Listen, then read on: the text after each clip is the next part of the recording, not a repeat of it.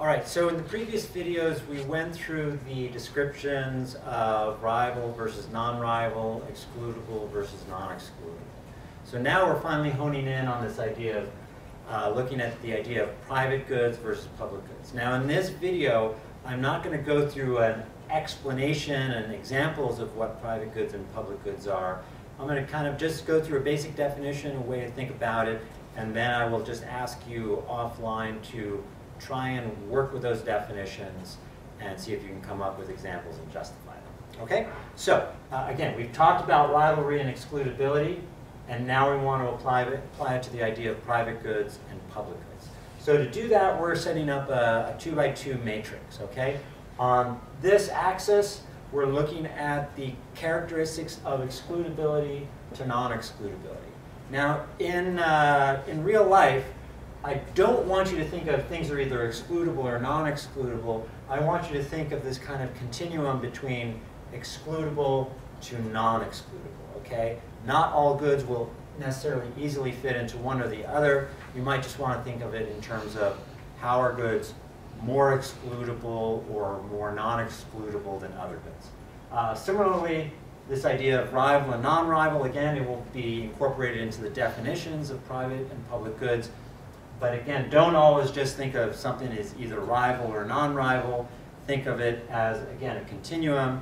As you talk about this idea, this characteristic of rivalry, some goods will be more non-rival than others, or some goods will be more rival than others. Again, this is the complexity of the concept, and what I kind of want from you guys is this ability just to work with the concepts. How do you use them? Okay? So let's start out with just looking at private goods versus public goods.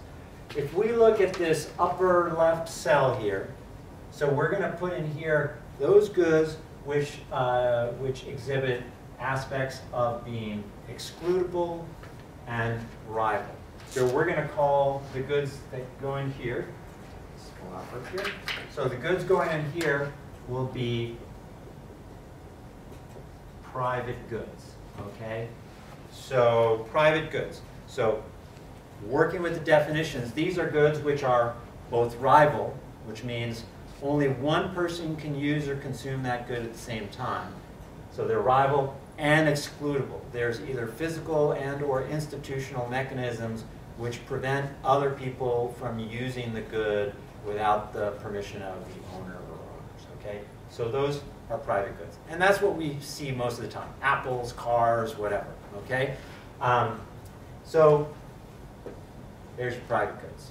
So kind of the opposite, in a way, at least with respect to these characteristics, are the public goods. So public goods will go in this lower right-hand corner cell. So these are goods which are non-excludable and non-rival. Okay, so what does that mean? So we're talking about goods which, if they're non-rival, that means they are goods which more than one person can use the good at the same time, can consume the good at the same time. So remember, when we're just talking about that rivalry aspect, we tended to think of these non-rival goods as not tangible, not things you could hold, okay? But again, this rivalry aspect, or the non-rival aspect, is only one part of the characteristic of a public good. A public good is also non-excludable. That means there are no mechanisms, physical and/or institutional, which prevents people from using the good at the same time. I'm sorry, which prevents people from using the good, period. This whole idea of at the same time is only dealing with the rival aspect.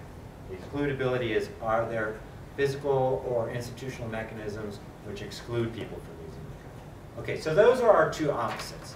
Now, because I've asked you to think of these characteristics as kind of continuum, as a continuum for each of them, we can also mix and match these characteristics.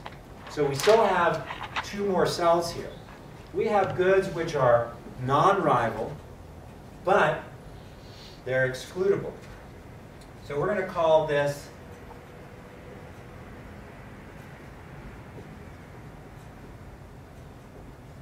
common property goods.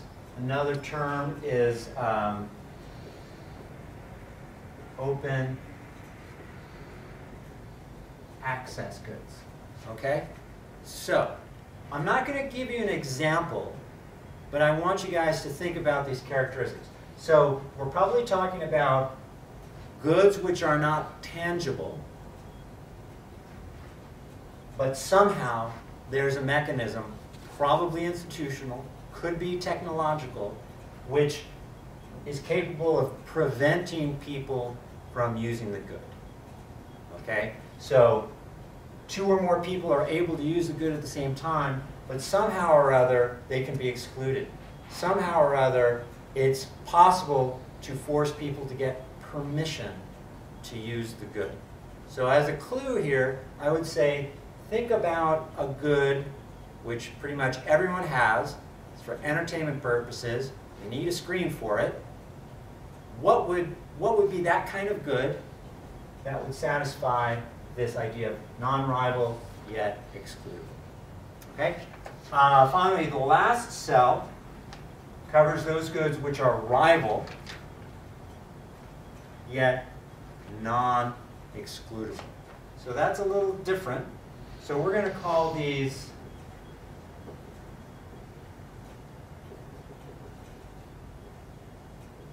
low congestion goods. Okay? So somehow or other, we're talking about goods probably tangible, again because they exhibit this characteristic of rivalry, being rival. Yet somehow or other, people cannot be prevented from using the good. So this is probably going to be the hardest one. And as you do the reading, you'll come up with examples, or you'll be shown examples. And what you have to be able to do is kind of sort out why it fits into this cell.